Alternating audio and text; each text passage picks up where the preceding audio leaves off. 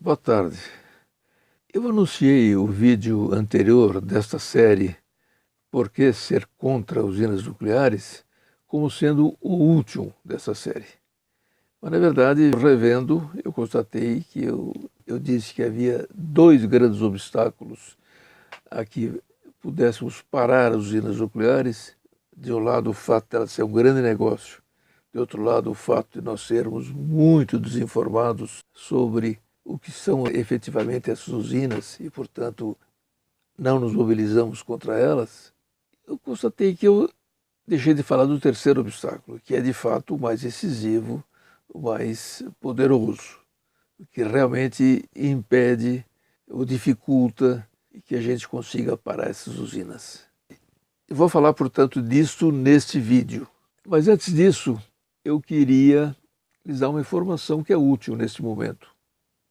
Nós estamos, a Coalizão por um Brasil Livre de Usinas Nucleares, está exibindo no Brasil, em várias cidades, em Recife, dia 30 de setembro, em Angra dos Reis, dia 3 de outubro, e em São Paulo, dia 5 de outubro, um filme japonês recente, muito interessante, ficção, mas baseado em dados reais, que conta como foram os 5 dias que se seguiram ao terremoto, ao tsunami, e depois ao início do acidente nuclear de Fukushima. O filme se chama Fukushima, 5 dias decisivos. Sobre esse assunto, o primeiro-ministro japonês, que aliás é o personagem principal nesse filme, o primeiro-ministro japonês naquele momento, que atualmente ele se transformou num grande ativista antinuclear, ele escreveu um artigo a respeito. O título do artigo dele é muito significativo. O dia em que o Japão quase desapareceu. Eu vou colocar aqui embaixo referências para quem quiser ler esse artigo inteiro, mas nós temos que ver esse filme porque, como o Chernobyl, que ajudou muita gente a entender melhor a gravidade do acidente nuclear, esse pode nos entender melhor tudo o que acontece quando se dá um acidente e, portanto, a dificuldade enorme que existe em se evitar seus efeitos absolutamente desastrosos que transformam aquilo tudo numa catástrofe social e ambiental. Eu convidaria vocês todos a ver esse filme, embora ele posteriormente vá ser posto à disposição de todos os grupos que queiram passá-los em suas cidades e que queiram, portanto, aproveitar a oportunidade de saber um pouco mais do que se trata quando se fala de nuclear.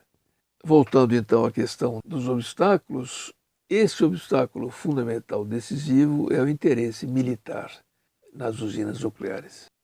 Uma usina nuclear não é como uma bomba atômica, ela pode explodir também, mas é um tipo de explosão diferente. Mas ela tem dois aspectos que têm um interesse particular para os militares. O fato de que um dos subprodutos do processo de fissão do urânio dentro das usinas, de que eu já falei em um dos vídeos da nossa série, é a produção de plutônio em grandes quantidades. E o plutônio é exatamente o combustível atualmente melhor para se fazer bombas atômicas. Pode-se fazer também com urânio, mas é preciso enriquecê-lo a níveis muito altos, enquanto que o plutônio estará ali pronto para ser usado.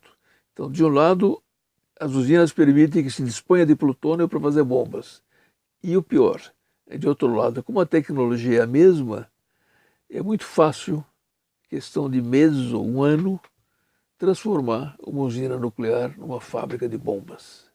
Então, na verdade, esse é, digamos, o interesse maior. Os militares têm em dispor de usinas nucleares funcionando.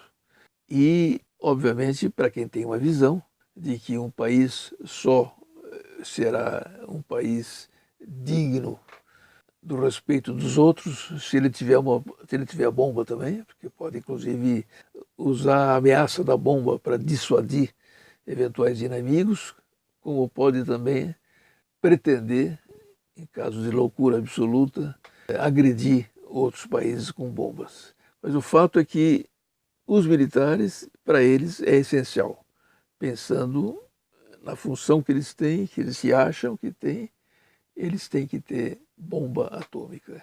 E foi assim que começou no Brasil, foi para ter bomba atômica que os militares do regime da ditadura decidiram construir as usinas e eles continuam pretendendo chegar a isso.